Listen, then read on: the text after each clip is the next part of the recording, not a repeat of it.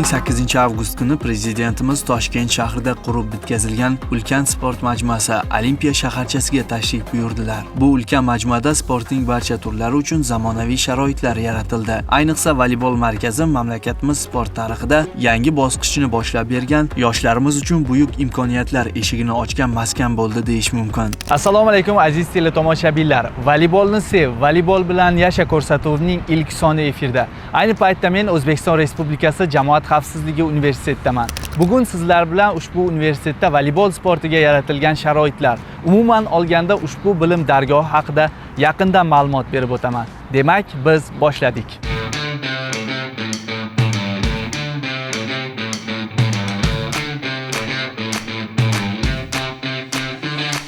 Ushbu universitet davlatimiz rahbarining 2021-yil 15-apreldagi jamoat xavfsizligini ta'minlash sohasida professional kadrlar tayyorlash tizimini yanada takomillashtirish chora-tadbirlari to'g'risidagi qarori asosida qayta tashkil topgan. Ushbu maskan malakali kadrlarni maqsadli tayyorlaydigan oliy harbiy ta'lim va ilmiy tadqiqotlar muassasasi hisoblanadi. O'quv yurtining asosiy vazifasi chuqur o'qitish, jangovar va jismoniy tayyorgarlikni oshirish orqali jamoat xavfsizligini samarali tashkil etishga qodir malakali mutaxassislarni tayyorlashdan iborat. Assalomu alaykum Oybek Karimovich. Charchamayapsizmi? O'zingiz o'xshaysiz. Avvalambor universitetga taklif qilganliklari uchun minnatdorchilik bildirib o'tmoqchimiz. To'g'risini olganda so'nggi yillarda davlatimiz rahbari tomonidan jamoaviy sport turiga, xususan voleybol sport turiga alohida e'tibor qaratib kelinmoqda. Har bitta oliy ta'lim muassasalarida, maktablarda voleybol markazlarini tashkil etish vazifasi har bir mutasaddi tashkilotlarga qo'yilgan. O'zbekiston Respublikasi Jamoat xavfsizligi universitetida jamoaviy sport turlariga, umuman olganda voleybol sport turiga qanaqa sharoitlar yaratilgan, qanaqa e'tibor qaratilmoqda? Universitetimizga xush kelibsiz. Juda ham to'g'ri ta'kidlab o'tdingiz. Davlatimiz rahbari tomonidan nafaqat voleybolga, sportning barcha turiga bugungi kunda juda ham katta e'tibor berilayotganini guvoh bo'lib turibmiz. Mana yaqin kunlarda hammamiz guvoh bo'ldik. Yangi O'zbekiston hududida qurilgan o'sha Olimpiya shaharchasiga prezidentimizning tashrifi va aynan u yerda o'sha voleybol markazini tashkil etilishi joylarda, hamma ta'lim muassasalarida, mahallalarda, viloyatlarda, joylarda tashkil etilishi va aynan ushbu sport turini yanada rivojlantirish masalasini prezidentimiz shaxsan ko'tardi.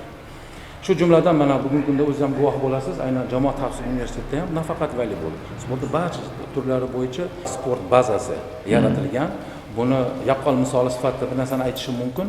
Mana 1 yil bo'ldi, davlatimiz rahbari bizning universitetimizga tashrif buyurdilar. Aynan mana shu sport bazamizga ham tashrif buyurib va bitta narsani alohida ta'kidladilar. Bu yaratilgan sport kompleksi, sport bazasi nafaqat Jamoat xavfsizligi universiteti kursantlari uchun, balki O'zbekistonda bo'lib o'tadigan barcha sport turlari bo'yicha baza hisoblanishini alohida ta'kidlab o'tdilar. Bu biz uchun juda ham katta sharaf, sababi bilasiz, bu sport kompleksining qurilishi, barpo etilishi, bundagi yaratilgan sharoit, o'sha moddiy texnik baza deymiz.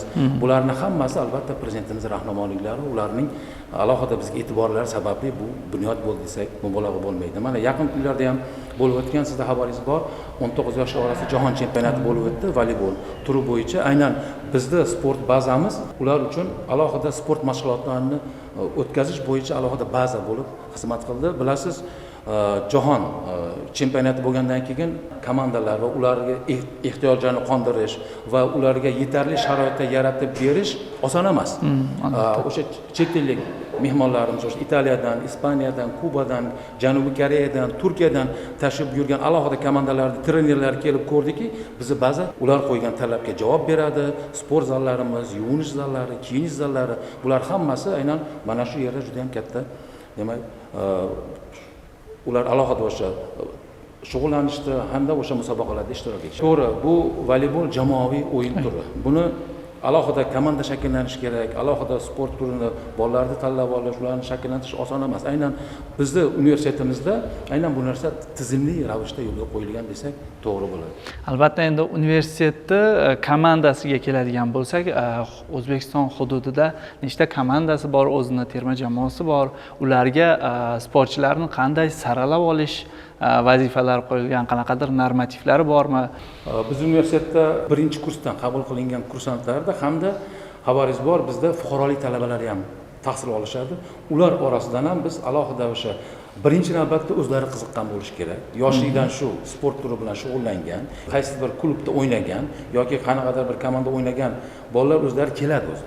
Ana ularni ichidan biz saralab olamiz hamda alohida komanda shakllanadi va biz ushbu komanda bilan o'sha Milliy gvardiya chempionatida yoki bo'lmasa harbiylar o'rtasida bo'ladigan musobaqalarda yoki bo'lmasa huquq nazorat qiluvchi organlar o'rtasida bo'ladigan musobaqalarda muntazam qatnashib kelamiz. Endi voleybol komandasi Jamoat xavfsizligi universitetining alohida komandasi bor. Milliy gvardiyani o'zi alohida komandasi bor va unga ham bizda Jamoat xavfsizligi universiteti kursantlari kiradi, ishtirok etadi va viloyatlarda ham, boshqarmalarda ham alohida, demak, komandalar bor, shakllangan va bu har yili bo'lib o'tadigan Milliy gvardiya chempionatida bu komandalar bir-biri bilan raqobatlashadi. Bizda Jamoat xavfsizligi universiteti kursantlari o'tgan yil davomida ham, mana bu yilda ham alohida o'sha Jamoat xavfsizligi universiteti komandasi harbiy ta'lim muassasasi o'rtasida faxrli birinchi o'rinni egallab kelmoqda. Mashg'ulotlar qanaqa bo'ladi? Adashmasam, o'zingiz ham shu voleybol sport turi bilan shug'ullanib kelasiz. Necha yildan beri unga ham ozgina to'xtalib o'tsak agar. Endi mashg'ulotlarga keladigan bo'lsak, albatta birinchi navbatda bu yerda kursantlarimizni bilim olishi, ta'lim olishi, albatta biz dars jarayoniga umuman xalaqit bermagan holatda biz darsdan keyingi soatlarda albatta alohida jadvallar ishlab chiqilgan sport seksiyalari bo'yicha shu paytda shug'ullanamiz va kursantlarni doimiy tarzda shug'ullanib alohida komanda sifatida va zaxira komandasi sifatida ham shug'ullantirib kelamiz. To'g'ri, men o'zim ham yoshligimdan o'sha maktabda, keyin harbiy xizmatga borganimda va bu yerda ham alohida aynan o'sha voleybol turiga qiziqqanligim uchun o'ynab kelaman va aynan mana shu Jamoat xavfsizligi universiteti kursantlarini ham komanda qilib shakllanishida, uni musobaqalarga olib chiqishda va ular bilan doimiy shug'ullanishda men o'zim ham harakat qilaman va o'rganaman. Bulardan ham ko'proq narsalarni o'rganaman va doimiy shug'ullanishda albatta men bular bilan ko'proq birga bo'laman. Kursantlarimiz o'sha bo'layotgan O'zbekiston chempionatida yoki jahon chempionatida boshqa sport turlarini nazarda tutyapman. Albatta bor musobaqalarda ishtirok etishadi va nufuzli o'rinlarni egallab kelishadi. Oldinda hali musobaqalaringlar bor, xabarim bor. Kava bo'yicha chempionat bor, Markaziy Osiyo bo'yicha harbiylar o'rtasida musobaqalar. Ularga ham tayyorgarlik jarayonlari ketyapti, adashmasam. Albatta biz hamma musobaqaga, demak, tayyorgarlik ko'ryapmiz. Baholi qudrat ishtirok etamiz va kursantlarimizda imkoniyatdan kelib chiqib, bo'sh vaqtdan kelib chiqib, albatta ularni hamma musobaqalarga jalb qilamiz va o'ylaymizki, mehnatimiz zoya ketmaydi. Kursantlarimiz albatta o'zlarini bu yerda o'sha olgan bilimlari bilan bir qatorda aynan mana sport turida ham Jamoat xavfsizligi universiteti nomini tanitish, olib chiqish hamda o'sha kerakli o'sha nufuzli o'rinlarni olish uchun albatta kursantlarimiz kurash olib borishadi. Oybek Karimovich, endi so'zimizni isbotini mashg'ulotlardan bir ko'rsak agar. Demak, ko'rishingiz mumkin.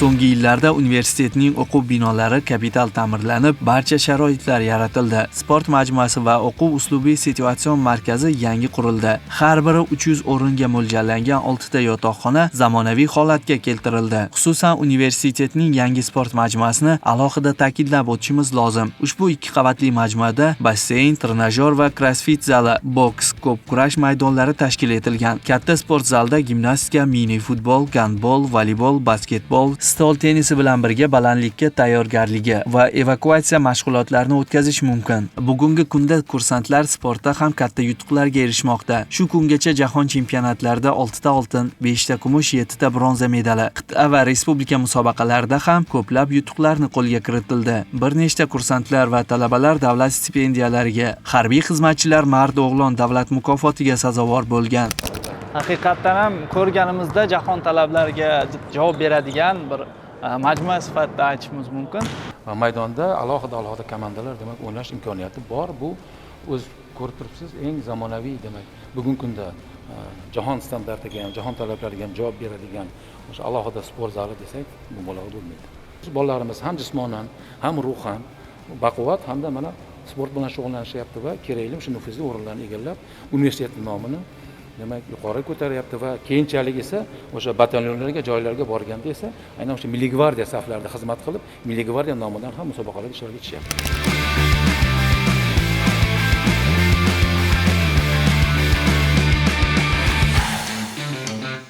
Endi esa so'zlarimizning amaliy isbotini ko'rish uchun yoshlarimizga yuzlanamiz. Chunki har qanday tashabbus, har qanday imkoniyat aynan ular orqali o'z natijasini beradi. Qanday musobaqalarda qatnashib kelyapsiz hozirgacha? Men yoshligimdan maktabimiz chempionatida, keyin umid niholarida, bakkanolarda, bu yerda harbiy oliy ta'lim muassasalari o'rtasidagi musobaqalarda gvardiya chempionatida qatnashib kelmoqdaman. Mana hozir bu komanda bilan chiqishlar qanaqa bo'lyapti? Do'stlar orttirish qanaqa bo'lyapti? Bizning jamoamiz juda inoq, bir-birimiz bilan juda yaxshi munosabatdamiz. Hamma bir-birini tushunib, o'yinda ham bir-birimizni qo'llab o'ynaymiz. Shu orqali yaxshi natijalarga erishmoqdamiz.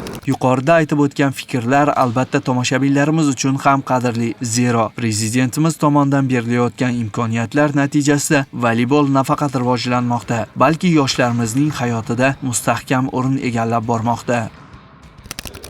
Hozir markazda o'ynayman, o'yin pozitsiyam.